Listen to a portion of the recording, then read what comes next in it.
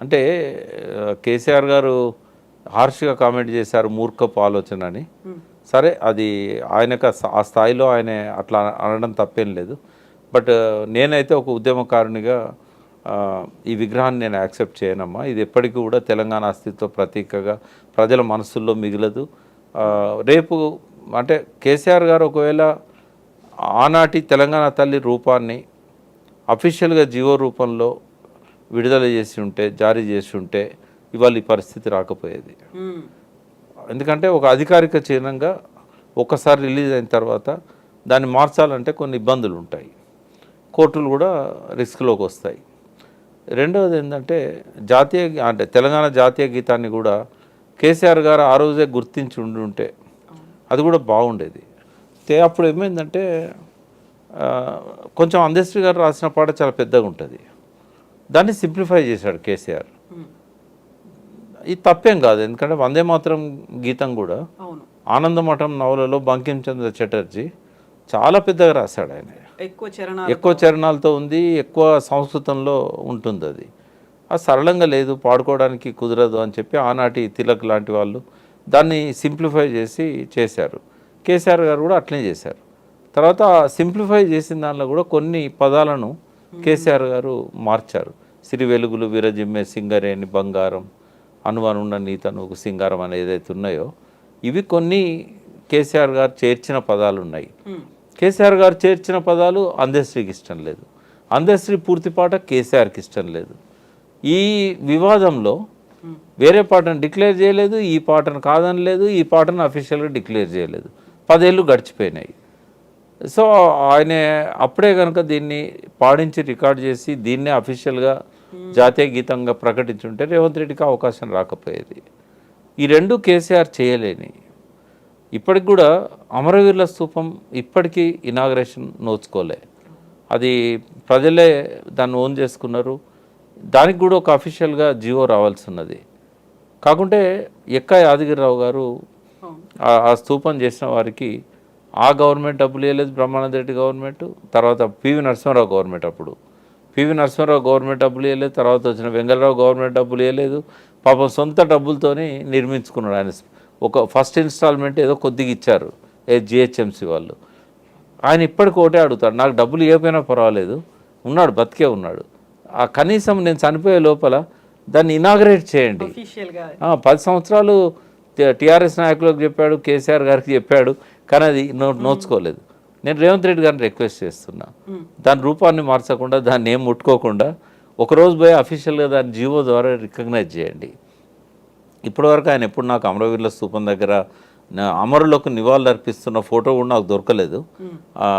తప్పుంటే correct చేయండి. ఆయన పోలేదని నేను అనుకుంటున్నాను అమరవీరుల స్తూపం. ఈ రోజు అసెంబ్లీకి వెళ్లే ముందు బీఆర్ఎస్ ఎమ్మెల్యేలు ఎమ్మెల్సీలు అందరూ అక్కడికి వచ్చారు, నినదించారు, పాట కూడా పాడి అక్కడి నుంచి అందరూ కలిసి వెళ్లారు. వీళ్ళు వెళ్ళిన తర్వాత కాంగ్రెస్ లీడర్లు వచ్చి అమరవీరుల స్తూపాన్ని శుద్ధి చేసి వెళ్ళిపోయినటువంటి విజువల్స్ అయితే మన దగ్గరకు వచ్చాయి.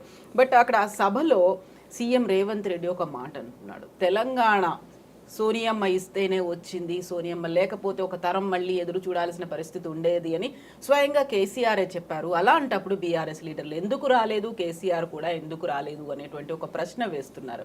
ఎట్లా చూస్తున్నారు ఈరోజు జరిగినటువంటి హడావిడి కావచ్చు, అరెస్టులు కావచ్చు, వీటన్నిటిని? అంటే ఒకటి ఏంటంటే ఇవాళ చారిత్రకంగా చాలా ప్రాధాన్యత గల దినము. ఇక్కడ సోనియా గాంధీ తెలంగాణ ఇచ్చిందని చెప్పడానికి, బట్ డిసెంబర్ 9ని సోనియా గాంధీ మొదటి ప్రకటన చేసిన సందర్భం. అంటే కాంగ్రెస్ చరిత్రలోనే తెలంగాణ రాష్ట్ర ఏర్పాటు కోసం అత్యున్నత కమిటీ సిడబ్ల్యూసి కావచ్చు, లేకుంటే యూపీఏ గవర్నమెంట్ కావచ్చు, మొట్టమొదటిసారి డిసిషన్ తీసుకున్న రోజు కాబట్టి ఈ రోజుకు ప్రాధాన్యత ఉంటుంది. టీఆర్ఎస్ కూడా కేసీఆర్ దీక్ష వల్లనే ఆ దీక్ష మాన్పించడానికే ఈరోజు ఆ డిసిషన్ తీసుకున్న సోనియా గాంధీ కాబట్టి డెఫినెట్గా కేసీఆర్ గారి పేరు కూడా అందులో మిళితమై ఉంటుంది. అయితే బీఆర్ఎస్ డెఫినెట్గా ఈ డిసెంబర్ 9ని తెలంగాణ ప్రకటన ఇప్పించిన రోజుగా సెలబ్రేట్ చేసుకోవాలి. ఎందుకంటే దీక్షా దివస్ నవంబర్ 29 కంటిన్యూయేషన్ లాగా ఉంటుంది. దీక్ష మొదలుపెట్టిన రోజును కాదు సెలబ్రేట్ చేసుకునేది. వాస్తవంగా దీక్ష మొదలుపెట్టిన రోజు one of the milestone, but దీక్ష సఫలమైన రోజు కదా. దానివల్ల మైలేజ్ ఎవరికి ఎక్కువ వస్తుంది? కేసీఆర్ దీక్ష విరమించడానికే ఈ ప్రకటన ఇచ్చారు అని అంటే ఇచ్చింది వాళ్ళైనా తెచ్చింది తనే అనేది ఇక్కడ వస్తున్నది కదా.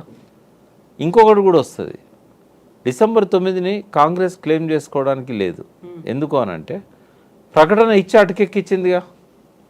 నువ్వు డిసెంబర్ 9కి ప్రాధాన్యత ఎప్పుడు వచ్చేది?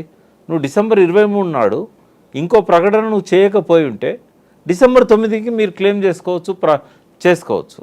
బట్ మీరు డిసెంబర్ 9 ప్రకటన చేసి అటకెక్కించడం వల్ల 1200 మంది బలిదానాలు చేసుకున్నారు కదా.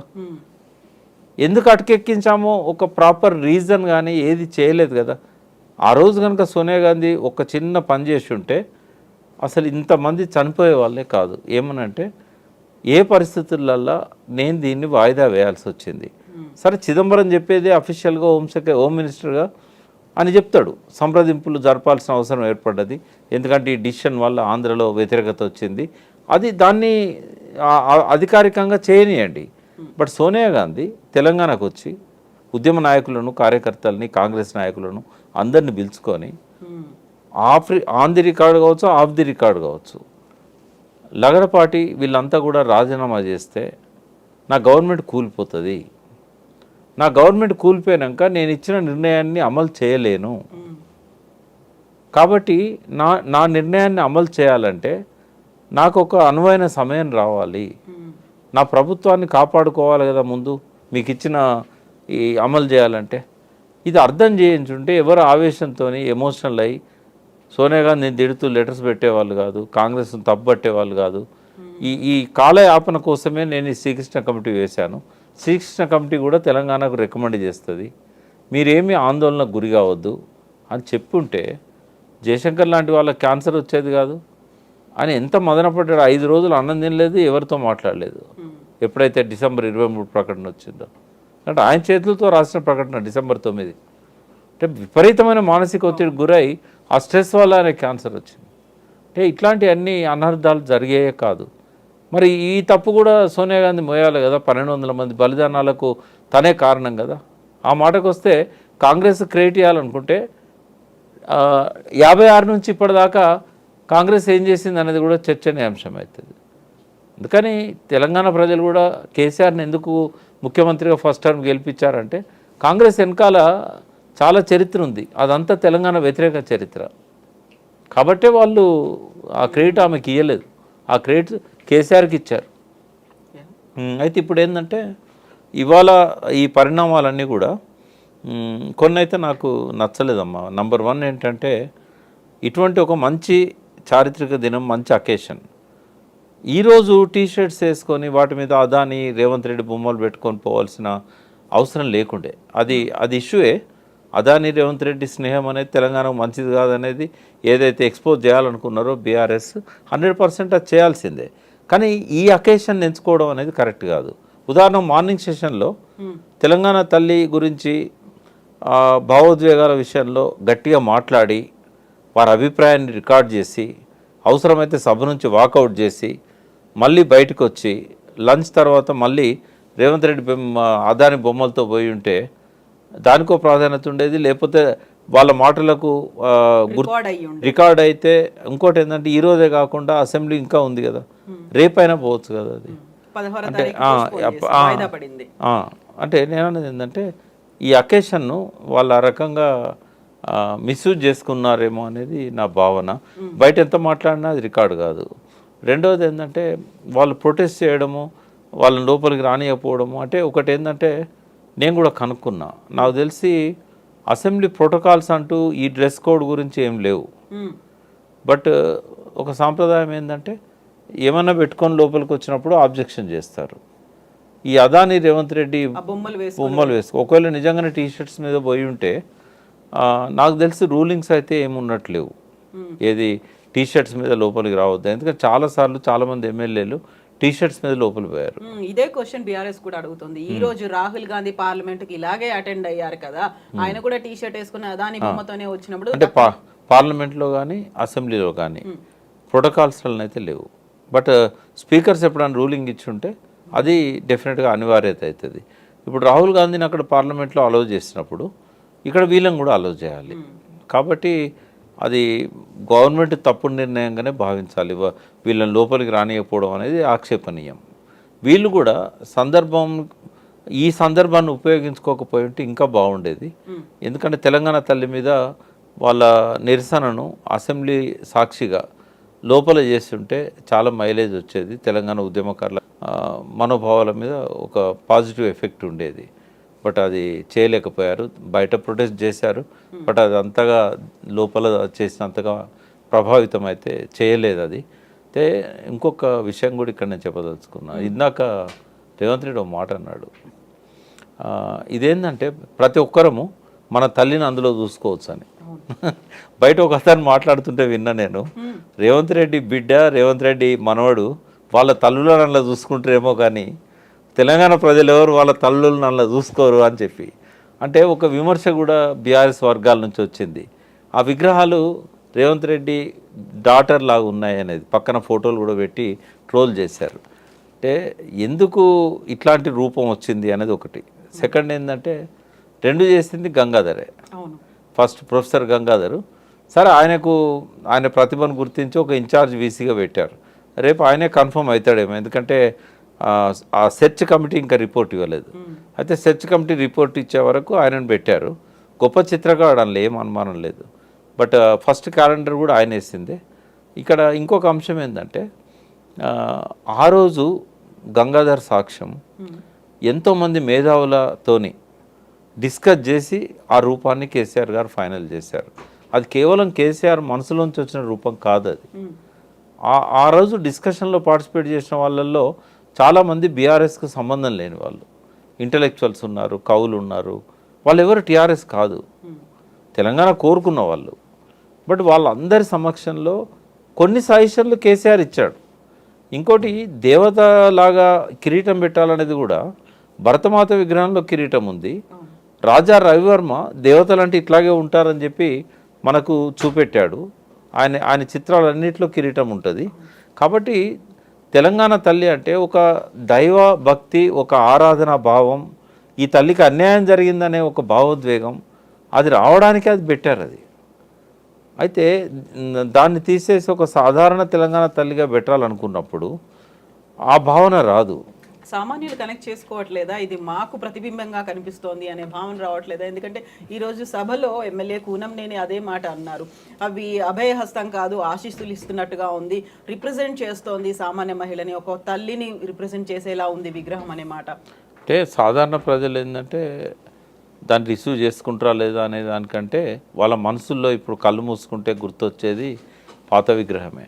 ఒకవేళ వాళ్ళు కూడా ఓన్ చేసుకున్నటువంటి విగ్రహాన్ని అధికారిక అంటే స్వేచ్ఛ ఉంది ముఖ్యమంత్రి గారికి, రాష్ట్ర క్యాబినెట్కి 100% వాళ్ళు ఎటువంటి విగ్రహాన్ని అయినా వాళ్ళు ప్రకటించవచ్చు.